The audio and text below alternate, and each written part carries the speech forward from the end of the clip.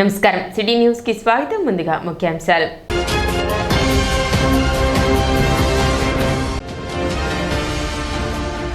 శారీరక దారుఢ్యం, మానసిక స్థిరత్వం, క్రమశిక్షణ పెంపొందించడానికే పోలీస్ కవాతు. జిల్లా ఎస్పీ సతీష్ కుమార్.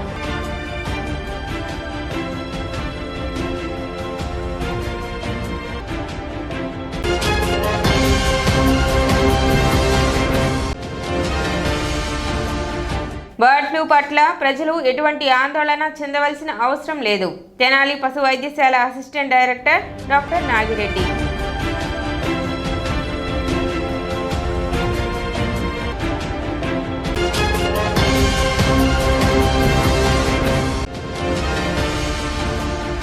వైభవంగా ముగిసిన షరా బజార్లో వేంచేసి ఉన్న పంచముఖ ఆంజనేయ స్వామి వార్షిక బ్రహ్మోత్సవాలు.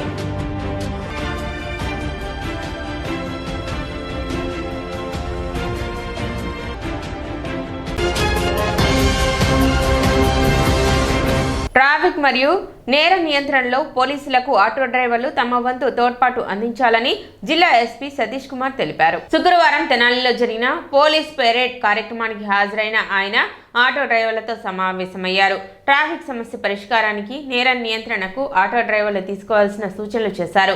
ఈ సందర్భంగా ఎస్పీ సతీష్ కుమార్ మాట్లాడుతూ పట్టణాల్లో ట్రాఫిక్ మరియు నేర నియంత్రణలో ఆటో డ్రైవర్ల సహకారం అవసరమన్నారు. పోలీసులది, ఆటో డ్రైవర్లది ఒకే యూనిఫామ్ అని, పోలీసులు కల్పించిన భద్రత ఆటో డ్రైవర్లు కూడా సామాన్య ప్రజలకు కల్పించాలన్నారు. కొంతమంది ఆటో డ్రైవర్ల నిర్లక్ష్యం కారణంగా ప్రజలు ఇబ్బందులు ఎదుర్కొంటున్నారని, అదేవిధంగా ప్రయాణికులను ఎక్కించుకుని నిర్మానుష ప్రాంతాలకు తీసుకువెళ్లి దోపిడీలకు పాల్పడుతున్నారని, అటువంటి వారి వల్ల ఆటో డ్రైవర్లపై ప్రజలకు చెడ్డ అభిప్రాయం కలుగుతుందన్నారు. ఇటువంటి ఘటనలు ఈ మధ్య కాలంలో తరచుగా నమోదవుతున్నాయని, తెనాలిలో కూడా ఇటువంటి కేసు నమోదైనట్లు చెప్పారు. ప్రతి ఒక్క ఆటో డ్రైవర్ వారి యొక్క వివరాలతో కూడిన క్యూఆర్ కోడ్ను కలిగి ఉండాలన్నారు. దీని ద్వారా డ్రైవర్ యొక్క పూర్తి వివరాలను తెలుసుకునే అవకాశం ఉంటుందన్నారు.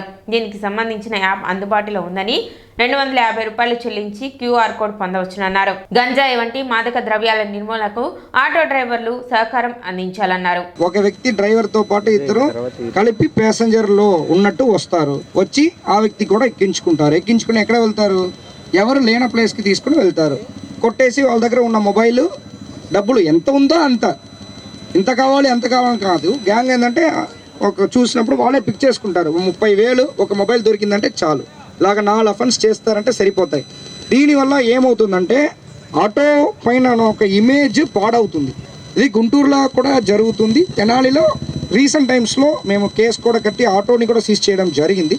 సో దీనివల్ల దీనికి సొల్యూషన్ మీకు ఆల్రెడీ తెలుసు. మీరు ప్యాసింజర్ ఒకరు ఎక్కారంటే వాళ్ళకి ఆటో సంబంధించిన డీటెయిల్స్ విత్ క్యూఆర్ కోడ్తో పాటు మనం పెట్టుకున్నామంటే స్కాన్ చేసినప్పుడు వాళ్ళకి డీటెయిల్స్ వచ్చేస్తాయి. దీనివల్ల ఏమవుతాయి, నైట్ 12 o'clock కూడా ఒక ఆడవాళ్ళు కూడా ధైర్యంగా ఆటోలో ఎక్కి వెళ్ళిపోతున్న కాన్ఫిడెన్స్ వాళ్ళకి బిల్డ్ అవుతాయి. వెనక సీట్ వెనక, అది మీ వెనక ఉన్నదిలో, తర్వాత బయటకు కూడా వెనక ఒకటి పెట్టుకున్నామంటే ప్రజలకి over period of time confidence పెరుగుతాయి. యాక్చువల్లీ దానికి ఒక యాప్ కూడా ఉంది. అన్నీ కలిపి 250 రూపీస్. ఆల్రెడీ మనము ఇక్కడ గుంటూరులో స్టార్ట్ చేసాము. అది రన్ అవుతుంది. ఆల్మోస్ట్ అక్కడ ఒక 13,000 మంది ఆల్రెడీ రిజిస్టర్ చేశారు. కానీ లాస్ట్ ఒక 8-9 ఇయర్స్గా అది ఫాలో చేయట్లేదు. కొంతమంది మారిపోయింది, అలాగా చేంజ్ అయిపోయినదని ఇప్పుడు మళ్ళీ ఆ 13 మెంబర్స్ని కన్ఫర్మ్ చేస్తూ కొత్తదిగా కావాలన్నా తీసుకోమని చెప్పేసి డ్రైవ్ చేస్తున్నాం. మీకు ఖచ్చితంగా ఆటో పైన ఉన్న కాన్ఫిడెన్స్ పెరుగుతాయన్నది మాత్రం నేను గ్యారంటీగా చెప్పగలుగుతాను. మీరు సపోర్ట్తో పాటు కొంచెం ట్రాఫిక్ కూడా మీరు అందరూ కోఆపరేట్ చేయాలి. డ్రైవర్ ఒకరు ఉంటారు, ఓనర్ ఒకరు ఉంటారు. ఓనర్కి ఎవరు డ్రైవ్ చేస్తున్నారనేది తెలియదు. ఆ వ్యక్తి ఎవరు, ఏజ్ ఏంటి, వాళ్ళు వెనక బ్యాక్గ్రౌండ్ ఏంటి, ఏమి తెలియకుండా హార్స్ డ్రైవింగ్. తర్వాత ఆటో సీజ్ చేసిన తర్వాత ఓనర్ బాధపడతారు, డ్రైవర్ వెళ్ళిపోతారు.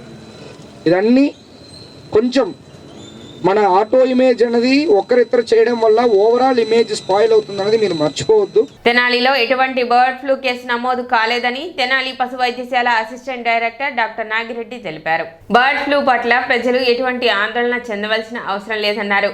బర్డ్ ఫ్లూ సోకిన కోళ్లకు దగ్గరగా ఉన్నవారికి మాత్రమే ఈ వ్యాధి సోకే ఆస్కారం ఉందన్నారు.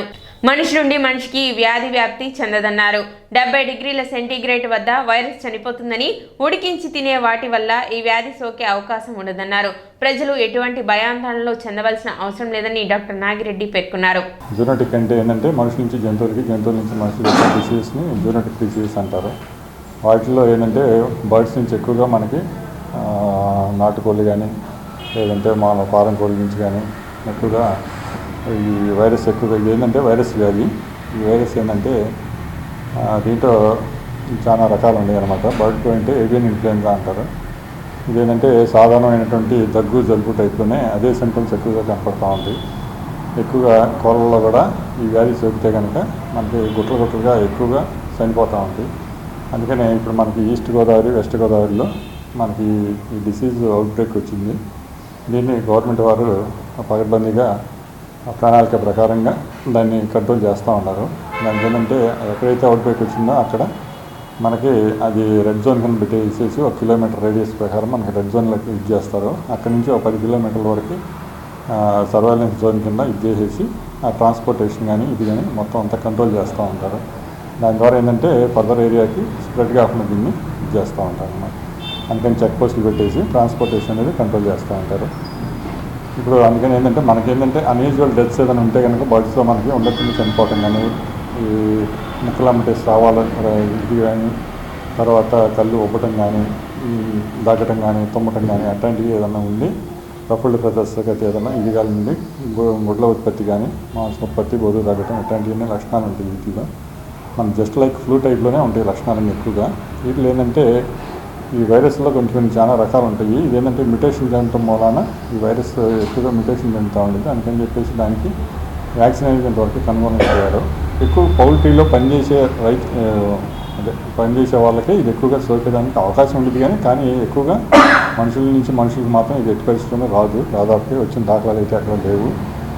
బర్డ్స్ నుంచే మనుషులకి వచ్చేదానికి ఆస్కారం ఉండేది కానీ అది ఎక్కడంటే ఎక్కువగా పనిచేసే వాళ్ళ దగ్గరే. వాళ్ళు ఏంటంటే అన్ని ప్రొటెక్టివ్స్ పెట్టుకొని గ్లౌజెస్ కానీ మాస్కులు కానీ ఇవన్నీ పెట్టేసుకొని వాళ్ళు పనిచేసుకుంటూ ఉంటే వాళ్ళకి కూడా సోకదు ఇది. కాకపోతే ఏంటంటే దీంట్లో H5N1 అనే వెరైటీ అంటే ఏంటంటే కొద్దిగా హైలీ ప్యాథోజెనిక్ ఏవియన్ ఇన్ఫ్లుయెంజా అంటారు.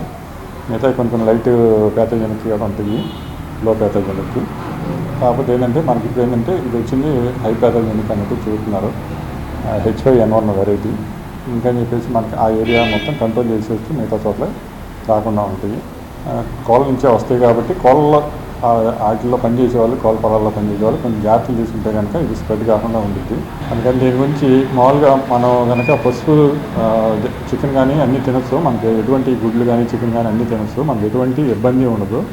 కాకపోతే ఏంటంటే మనం 70 డిగ్రీ సెంటిగ్రేడ్ దగ్గర ఇది ఏంటంటే ఈ వైరస్ అనేది చనిపోయింది. కావున మనకేంటంటే బాగా ఉడకబెట్టుకొని మనం తింటాం కాబట్టి ప్రాబ్లం ఉండదు. అరుదైన ఆంజనేయ స్వామి ఆలయంగా విరాజిల్లుతున్న శ్రీ సువచ్చల సమేత శ్రీ పంచముఖ ఆంజనేయ స్వామి వారి ఆలయంలో స్వామివారి వార్షిక బ్రహ్మోత్సవాలు శుక్రవారం ఘనంగా ముగిశాయి. స్థానిక షరాబజార్లో వేంచేసిన శ్రీ పంచముఖ ఆంజనేయ స్వామి వారి ఆలయ ప్రాంగణంలో వార్షిక బ్రహ్మోత్సవాలు ముగింపుగా శుక్రవారం శ్రీ సువచ్చల సమేతుడైన శ్రీ పంచముఖ ఆంజనేయ స్వామికి పుష్పోత్సవ సేవ కన్నుల పండుగగా వైభవంగా నిర్వహించారు. వైకానస ఆగమ పండితుల వేద మంత్రములతో మంగళ వాయిద్యములతో అశేషంగా పాల్గొన్న మహిళా భక్తుల సంకీర్తనలతో పుష్పోత్సవ సేవ భక్తులను విశేషంగా ఆకట్టుకుంది.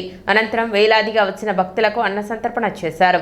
కార్యక్రమ విశిష్టతను ఆలయ ఈవో అవుతూ శ్రీనివాసరెడ్డి, అర్చకులు ఆర్వి కిరణ్ కుమార్లు వివరించారు.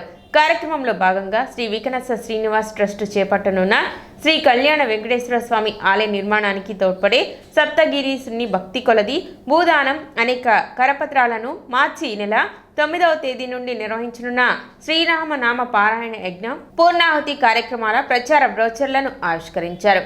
కార్యక్రమంలో ఆలయ వంశపారంపర్య అర్చకులు రొంపిచెల్ల శ్రీనివాసమూర్తి, ఆర్ సురేష్, ఆలయ వ్యవస్థాపక కుటుంబ సభ్యులు నిఖిల్ శాండిల్య, నితిన్ శాండిల్య, శ్రీ వికనస శ్రీనివాస ట్రస్ట్ సభ్యులు మూర్తి వెంకటేశ్వరరావు, గుడివాడ బాలకృష్ణ, మడుపల్లి చంద్రశేఖర్, జంజం రామారావు, పంచముఖ ఆంజనేయ స్వామి సంకీర్తన బృందం అధ్యక్షురాలు మూర్తి అనురాధ, దాతలు గుంటి వెంకట్ దంపతులు, దేవగిరి దంపతులు, రామనాథం రామారావు దంపతులు పూజాది కార్యక్రమాల్లో పాల్గొన్నారు. యావత్ భారతదేశంలోనే అరుదైన ఆలయంగా విరాజిల్లుతున్నటువంటి తెనాలి పంచముఖ ఆంజనేయ స్వామి దేవస్థానంలో గత వారం రోజులుగా స్వామివారి వార్షిక బ్రహ్మోత్సవాలు అంగరంగ వైభవంగా జరుగుతున్నాయి.